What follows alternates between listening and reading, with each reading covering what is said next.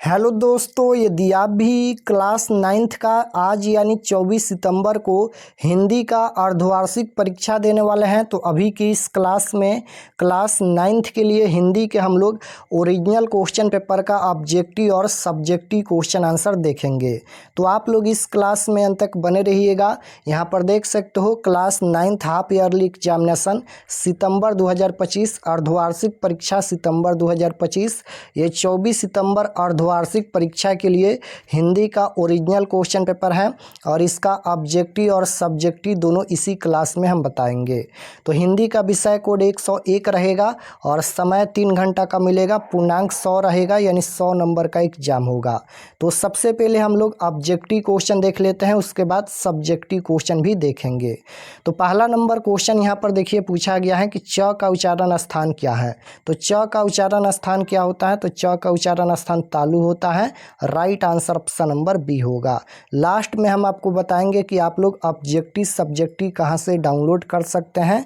और चैनल पर नए होंगे तो चैनल को ज़रूर सब्सक्राइब कर लेना, क्योंकि सभी सब्जेक्ट का क्वेश्चन पेपर अपलोड होगा इस चैनल पर। 2 नंबर क्वेश्चन है कि ड का उच्चारण स्थान क्या है। तो ड का उच्चारण स्थान मूर्धा होता है। Right answer option number C हो जाएगा। 3 नंबर क्वेश्चन है हिंदी में स्वर वर्णों की संख्या है। तो हिंदी में स्वर वर्णों की संख्या 11 होता है। Right answer option number C हो जाएगा। क्वेश्चन नंबर 4 पूछा गया है निम्न में कौन संयुक्त स्वर है। तो निम्न में कौन संयुक्त स्वर है? तो राइट आंसर ए हो जाएगा। Option number A right answer होगा। 5 नंबर क्वेश्चन है निम्न में कौन हर्ष स्वर है। तो 5 का right answer option number D हो जाएगा री। 6 नंबर क्वेश्चन है कि अनुनासिक स्वर का उच्चारण है, अनुनासिक स्वरों का उच्चारण। तो क्वेश्चन नंबर 6 का राइट आंसर हो जाएगा नाक और मुंह से होता है। अनुनासिक स्वरों का उच्चारण नाक और मुंह से होता है। क्वेश्चन नंबर 7 है कि 6 किस वर्णों के मेल से बना है। तो 7 का राइट आंसर बी हो जाएगा क प्लस स। क्वेश्चन नंबर 8 पूछा गया है निम्न में कौन युग्मक ध्वनि का उदाहरण है। तो 8 का राइट आंसर डी हो जाएगा प्रसन्नता। 9 नंबर क्वेश्चन है देवर्षि का संधि विच्छेद। तो देवर्षि का संधि विच्छेद देव प्लस ऋषि होता है। राइट आंसर सी होगा। क्वेश्चन नंबर 10 की ओर चलते हैं। 10 पूछा गया है यहाँ पर कि चंद्रोदय शब्द का संधि विच्छेद क्या होगा। तो क्वेश्चन नंबर 10 का राइट आंसर हो जाएगा चंद्र प्लस उदय। Option number A right answer होगा। 11 नंबर क्वेश्चन है कि दिक् प्लस गज पदों की संधि क्या है। तो दिक् प्लस गज पदों की संधि क्या है। तो दिग्गज हो जाएगा। Option number A right answer होगा। दिक् प्लस गज पदों की संधि क्या है। तो दिग्गज। क्वेश्चन नंबर 12 पूछा गया है यहाँ पर कि निम्न निह प्लस पाप पदों की संधि है। यहाँ पर निह प्लस पाप पदों की संधि पूछा गया है। तो राइट आंसर क्वेश्चन नंबर 12 का हो जाएगा निपाप। Option number C right answer होगा। क्वेश्चन नंबर 13 पूछा गया है कि स प्लस अ प्लस त प्लस य प्लस अ वर्णों के मेल से बना शब्द है, यानी जब इसको जोड़ेंगे तो कौन सा नया वर्ण यानी शब्द बनेगा। तो क्वेश्चन नंबर 13 नंबर का right answer option number B हो जाएगा सत्य बनेगा। क्वेश्चन नंबर 15 पूछा गया है, ये 14 देख लीजिए। 14 नंबर क्वेश्चन है निम्न में शुद्ध शब्द है। शुद्ध शब्द पूछा गया है कि कौन यहाँ पर शुद्ध शब्द है। तो राइट आंसर हो जाएगा औन्नति। यहाँ पर ये शुद्ध शब्द है। Option number B right answer होगा। औन्नति यहाँ पर ये शुद्ध शब्द है। क्वेश्चन नंबर 15 पूछा गया है यहाँ पर पहाड़ टूट पड़ना मुहावरे का अर्थ है। तो पहाड़ टूट पड़ना मुहावरे का क्या अर्थ होता है। तो भारी विपत्ति आना। Right answer option number B हो जाएगा। पहाड़ टूट पड़ना मुहावरे का अर्थ क्या होता है। तो भारी विपत्ति आना। Option number B right answer. Question number 16 पूछा गया है कि हथियार डाल देना मुहावरे का अर्थ है। तो हथियार डाल देना मुहावरे का क्या अर्थ होता है। तो हार मान लेना। Right answer option number D हो जाएगा। क्वेश्चन नंबर 17 पूछा गया है कि जो देने योग्य है उसके लिए एक शब्द है। तो जो देने योग्य है उनके लिए कौन सा शब्द सही है। तो क्वेश्चन नंबर 17 का राइट आंसर हो जाएगा देव। Option number C right answer होगा। 18 नंबर क्वेश्चन है गणतंत्र का विलोम क्या होगा। विलोम शब्द पूछा गया है। तो विलोम शब्द मतलब उल्टा शब्द होता है। तो गणतंत्र का उल्टा क्या होता है। तो राइट आंसर हो जाएगा राजतंत्र। ऑप्शन नंबर ए बिल्कुल राइट आंसर होगा राजतंत्र। क्वेश्चन नंबर 19 पूछा गया है कि तरल का विलोम शब्द है। तरल का विलोम शब्द पूछा गया है, तो तरल का विलोम शब्द होता है ठोस। तरल का उल्टा क्या होता है? ठोस होता है। Right answer option number C हो जाएगा। क्वेश्चन नंबर 20 यहाँ पर पूछा गया है कि उत्तीर्ण का विलोम क्या होगा। तो उत्तीर्ण का विलोम पूछा गया है, तो क्वेश्चन नंबर 20 का राइट आंसर हो जाएगा अनुत्तीर्ण, option number B right answer होगा। क्वेश्चन नंबर 21 पूछा गया है कि वृक्ष का पर्यायवाची शब्द है। तो वृक्ष का पर्यायवाची शब्द क्या है? तो वृक्ष का पर्यायवाची शब्द होता है तरु, option number C right answer होगा। क्वेश्चन नंबर 22 पूछा गया है कि सर्प का पर्यायवाची शब्द है। तो सर्प का पर्यायवाची शब्द पूछा गया है। पर्यायवाची शब्द का मतलब अनेक नाम होता है, तो सर्प को और किस नाम से जाना जाता है? तो राइट आंसर हो जाएगा यहाँ पर भुजंग के नाम से जाना जाता है, option number C right answer होगा। 23 नंबर क्वेश्चन है, स्त्री का पर्यायवाची शब्द है। तो स्त्री का पर्यायवाची शब्द क्या होता है? तो स्त्री का पर्यायवाची शब्द होता है वनिता, option number C right answer हो जाएगा वनिता। क्वेश्चन नंबर 24 पूछा गया है कि तुम जाओ किस वाक्य का उदाहरण है। तो तुम जाओ किस वाक्य का उदाहरण है? तो ये हो जाएगा आज्ञावाचक, option number C right answer होगा। क्वेश्चन नंबर 25 पूछा गया है कि सीता भीगते हुए घर जा रही हैं, किस वाक्य का उदाहरण है? तो सीता भीगते हुए घर जा रही हैं, यह किस वाक्य का उदाहरण है? तो क्वेश्चन नंबर 25 का राइट आंसर हो जाएगा सरल वाक्य। ये सरल वाक्य का उदाहरण है, option number B right answer होगा। क्वेश्चन नंबर 26 पूछा गया है कि माया रिक्त शब्द किस समास का उदाहरण है? समास पूछा गया है, तो माया रिक्त शब्द किस समास का उदाहरण है? तो क्वेश्चन नंबर 26 का राइट आंसर हो जाएगा अपदान तत्पुरुष, option number C right answer हो जाएगा अपदान तत्पुरुष। क्वेश्चन नंबर 27 पूछा गया है नवग्रह शब्द किस समास का उदाहरण है? तो नवग्रह यहाँ पर शब्द है, 9 संख्या का बोध हो रहा है, तो ये कौन सा समास होगा? द्विगु समास होगा। तो नवग्रह शब्द किस समास का उदाहरण है? तो द्विगु समास होगा, option number D right answer होगा द्विगु समास। क्वेश्चन नंबर 28 पूछा गया है निम्न में कौन द्वंद्व समास का उदाहरण है? तो निम्न में कौन जो है वह द्वंद्व समास का उदाहरण है? तो हरिशंकर हो जाएगा, right answer option number A होगा। निम्न में कौन द्वंद्व समास का उदाहरण है? तो हरिशंकर। क्वेश्चन नंबर 29 पूछा गया है निम्न में कौन कर्मधारय समास का उदाहरण है? तो निम्न में कौन यहाँ पर कर्मधारय समास का उदाहरण है? तो राइट आंसर हो जाएगा महात्मा। महात्मा यहाँ पर एक कर्मधारय समास का उदाहरण है, option number C right answer होगा। क्वेश्चन नंबर 30 पूछा गया है कि आत्मा का विशेषण है। तो आत्मा का विशेषण क्या होता है? तो आत्मा का विशेषण होता है आत्मीय, right answer option number B होगा। आत्मा का विशेषण क्या होता है? आत्मीय होता है। 31 नंबर क्वेश्चन है कि कलंक का विशेषण है। तो कलंक का विशेषण क्या होता है? तो कलंकित होता है, right answer option number D हो जाएगा। क्वेश्चन नंबर 32 पूछा गया है यहाँ पर कि खानदान का विशेषण है। तो खानदान का विशेषण क्या होता है? तो राइट आंसर क्वेश्चन नंबर 32 का हो जाएगा खानदानी। क्वेश्चन नंबर 33 है निम्न में कौन शुद्ध वाक्य है? निम्न में कौन शुद्ध वाक्य है? तो मुंबई में मानसून आ रहा है, यही शुद्ध वाक्य है, राइट आंसर ऑप्शन नंबर ए हो जाएगा।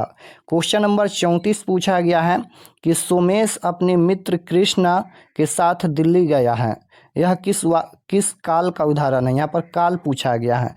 तो सोमेश अपने मित्र कृष्णा के साथ दिल्ली गया है, शब्द क्या है? लास्ट में गया है, यह किस काल का उदाहरण है? तो राइट आंसर हो जाएगा भूतकाल का उदाहरण है, और राइट आंसर ऑप्शन नंबर ए हो जाएगा। क्वेश्चन नंबर 35 पूछा गया है। 35 नंबर क्वेश्चन है कि विवेक उपन्यास पढ़ता है, यह वाक्य किस क्रिया का उदाहरण है? तो विवेक उपन्यास पढ़ता है, यह वाक्य किस क्रिया का उदाहरण है? तो क्वेश्चन नंबर 35 का राइट आंसर हो जाएगा सक्रियक क्रिया का उदाहरण है, option number D right answer होगा। 36 नंबर क्वेश्चन पूछा गया है कि कुछ लोग आए हैं, यह वाक्य किस विशेषण का उदाहरण है? तो कुछ लोग आए हैं, यह किस विशेषण का उदाहरण है? तो राइट आंसर हो जाएगा संख्यावाचक, option number A right answer होगा। क्वेश्चन नंबर 37 है कि प्रशांत आलसी लड़का है, यह वाक्य किस विशेषण का उदाहरण है? तो प्रशांत आलसी लड़का है, यह वाक्य किस विशेषण का उदाहरण है? यहाँ पर भी विशेषण पूछा गया है, तो राइट आंसर हो जाएगा गुणवाचक, option number C right answer होगा। क्वेश्चन नंबर 38 पूछा गया है, वह अपने आप चला जाएगा, यह वाक्य किस सर्वनाम का उदाहरण है। अब यहाँ पर सर्वनाम पूछा गया है, तो वह अपने आप चला जाएगा, यह किस सर्वनाम का उदाहरण है। तो राइट आंसर हो जाएगा निजवाचक, option number C right answer होगा। 39 नंबर क्वेश्चन है कि मैं किस पुरुषवाचक सर्वनाम का उदाहरण है।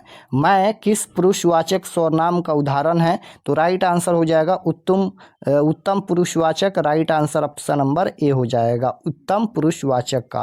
क्वेश्चन नंबर 40 पूछा गया है, नदी में पत्थर मत फेंको, इस वाक्य में कौन कारक है। अब यहाँ पर कारक पूछा गया है, तो नदी में पत्थर मत फेंको, यह वाक्य कौन कारक है। तो 40 का right answer option number 40 number question का राइट आंसर बी हो जाएगा यहाँ पर अधिकरण। वह हैजे से मारा, इस वाक्य में कौन कारक है। कारक यहाँ पर भी पूछा गया है, तो वह हैजे से मारा, से यहाँ पर चिन्ह है, तो से किस में आता है। तो से आता है कर्ता ने कर्म को करण से, करण में आता है, तो right answer option number D हो जाएगा करण। क्वेश्चन नंबर 42 पूछा गया है, मूर्ति का बहुवचन रूप है। तो मूर्ति का बहुवचन रूप क्या होता है। तो मूर्तियाँ होता है, right answer option number C हो जाएगा।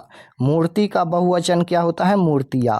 क्वेश्चन नंबर 43 है कि वधु का बहुवचन क्या होगा। यहाँ पर भी बहुवचन पूछा गया है, तो वधुए हो जाएगा, right answer option number D हो जाएगा। क्वेश्चन नंबर 44 पूछा गया है कि पाठक का स्त्रीलिंग रूप है। तो पाठक का स्त्रीलिंग रूप क्या होता है, पाठिका होता है, option number B right answer होगा। 45 नंबर क्वेश्चन है कि निम्नलिखित में कौन पुल्लिंग शब्द है। तो निम्नलिखित में कौन पुल्लिंग शब्द है। तो दांत हो जाएगा, option number D right answer हो जाएगा दांत। क्वेश्चन नंबर 46 पूछा गया है कि निम्नलिखित में कौन स्त्रीलिंग शब्द है। निम्नलिखित में कौन स्त्रीलिंग शब्द है। तो दाया हो जाएगा, option number C right answer होगा। 47 नंबर क्वेश्चन है, निम्न में कौन अशुद्ध शब्द है। निम्न में कौन अशुद्ध शब्द है। तो क्वेश्चन नंबर 47 का राइट आंसर क्या हो जाएगा। यहाँ पर अशुद्ध शब्द पूछा गया है, तो ये हो जाएगा निर्दयी, option number D right answer होगा। होली किस संज्ञा का उदाहरण है। संज्ञा पूछा गया है, तो होली किस संज्ञा का उदाहरण है। तो ये हो जाएगा व्यक्तिवाचक संज्ञा, right answer option number A होगा। 49 नंबर क्वेश्चन है कि निम्न में कौन भावाचक संज्ञा का उदाहरण है। निम्न में कौन भावाचक संज्ञा का उदाहरण है। तो बुढ़ापा यहाँ पर ये भावाचक संज्ञा का उदाहरण है, right answer option number D हो जाएगा बुढ़ापा। क्वेश्चन नंबर 50 है, निम्न में कौन समूहवाचक संज्ञा का उदाहरण है। समूहवाचक संज्ञा का उदाहरण पूछा गया है, तो गुच्छा यहाँ पर ये समूहवाचक संज्ञा का उदाहरण है, राइट आंसर बी हो जाएगा। क्वेश्चन नंबर 51 है कि अतिशय शब्द में कौन उपसर्ग है। उपसर्ग पूछा गया है, तो उपसर्ग शब्द के पहले जुड़ता है, अतिशय में अति उपसर्ग जुड़ा है, right answer option number D हो जाएगा। क्वेश्चन नंबर 52 है, प्रकाश शब्द में कौन सा उपसर्ग है। तो प्रकाश में प्र उपसर्ग जुड़ा है, right answer option number C हो जाएगा। निदान में कौन सा उपसर्ग है। तो निदान है, तो नि उपसर्ग जुड़ा है, right answer option number A होगा। 54 नंबर क्वेश्चन है, पूजापा शब्द में कौन सा प्रत्यय है। तो 54 का राइट आंसर हो जाएगा ऑप्शन नंबर सी आपा प्रत्यय है, पूजापा में आपा प्रत्यय है। गायक शब्द में कौन सा प्रत्यय है। तो गायक में अक प्रत्यय जुड़ा है, right answer option number A होगा। क्वेश्चन नंबर 56 है, निकास शब्द में कौन प्रत्यय है। तो निकास में कौन सा प्रत्यय होगा। तो इसमें प्रत्यय हो जाएगा आस प्रत्यय, राइट आंसर डी होगा। क्वेश्चन नंबर 57 देखिए पूछा गया है यहाँ पर, निम्न में कौन विवाह गीत नहीं है। निम्न में कौन विवाह गीत नहीं है। तो राइट आंसर हो जाएगा ऑप्शन नंबर डी सोहर। क्वेश्चन नंबर 57 का right answer option number D हो जाएगा। तो 50 क्वेश्चन का ही उत्तर देना है। परीक्षा में हम 50 क्वेश्चन बता दिए हैं, और अगर आप लोग चैनल पर नए होंगे तो चैनल को ज़रूर सब्सक्राइब कर लीजिएगा, ताकि आने वाले नेक्स्ट क्लास आपके पास ज़रूर पहुंचे। और चलिए हम आपको बताते हैं कि आप लोग ऑब्जेक्टिव सब्जेक्टिव कहां से डाउनलोड कर सकते हैं। तो objective subjective question answer download करने के लिए गूगल पर चले आना है, और आपको सर्च करना है RK एक्सपर्ट क्लासेस। इसी चैनल का नाम आपको गूगल में सर्च करना है, RK एक्सपर्ट क्लासेस। तो जैसे ही गूगल पर सर्च करेंगे RK एक्सपर्ट क्लासेस, तो आपके सामने इस प्रकार से फर्स्ट पेज आएगा, इस पर आपको क्लिक करना है। तो चलिए हम इस पर क्लिक करते हैं। क्लिक करने के बाद ये ओपन हो जाएगा। ओपन होने के बाद आपको नीचे आना है क्लास 9th के सेक्शन में।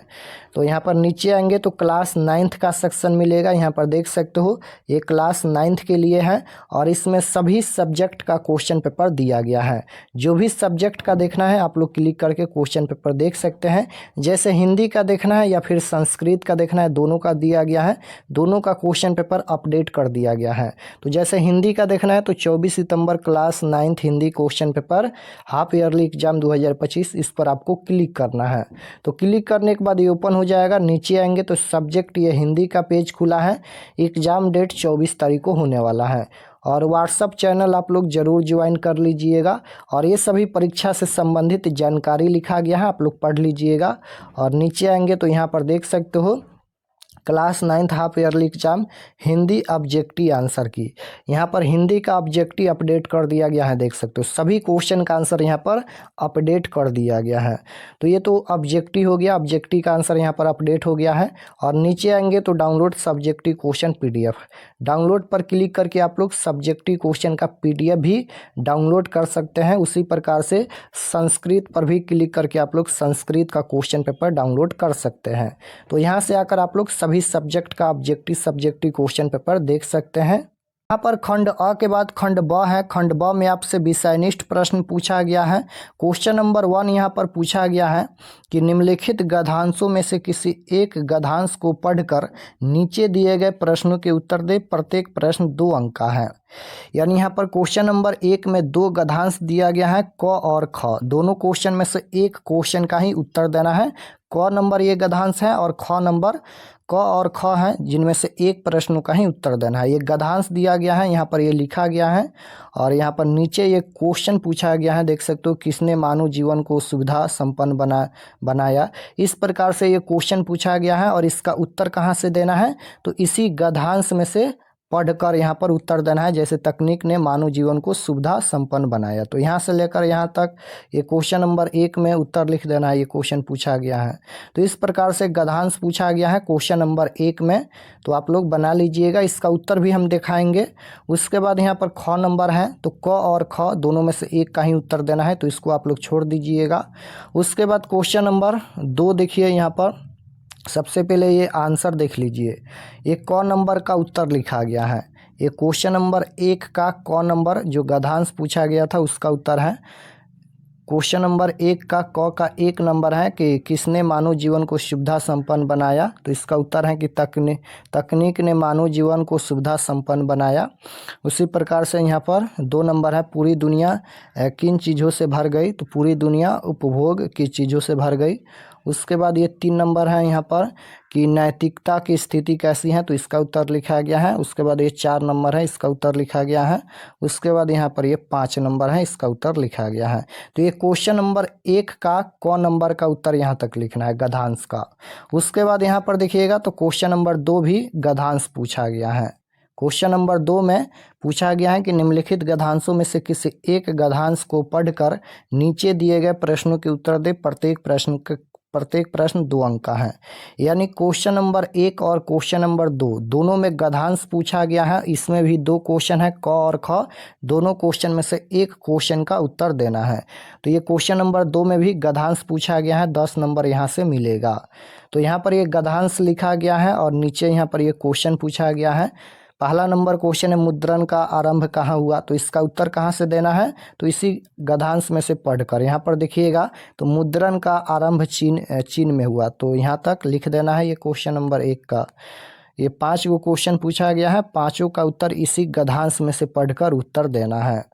तो इसका उत्तर यहाँ पर लिखा गया है, देख सकते हो। पूछा गया है कि मुद्रण का आरंभ कहाँ हुआ, तो इसका उत्तर लिखा गया मुद्रण का आरंभ चीन में हुआ। उसके बाद है कागज का आविष्कार किसने किया, तो कागज का आविष्कार टस प्लाई लून ने किया। उसी प्रकार से ये 3 नंबर क्वेश्चन है, 4 नंबर और 5 नंबर। तो क्वेश्चन नंबर 1 और क्वेश्चन नंबर 2 में गद्यांश पूछा गया है, तो यहाँ पर दोनों का उत्तर हम बता दिए।